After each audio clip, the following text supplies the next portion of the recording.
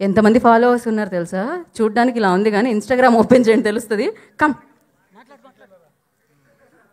అందరికీ నమస్కారం. ఎలా ఉన్నారు? బాగున్నారా? నా పేరు కృతి. ఈ టీజర్ చూసారా? థియేటర్లో నా యాక్షన్స్ అన్నీ బాగుంటాయి.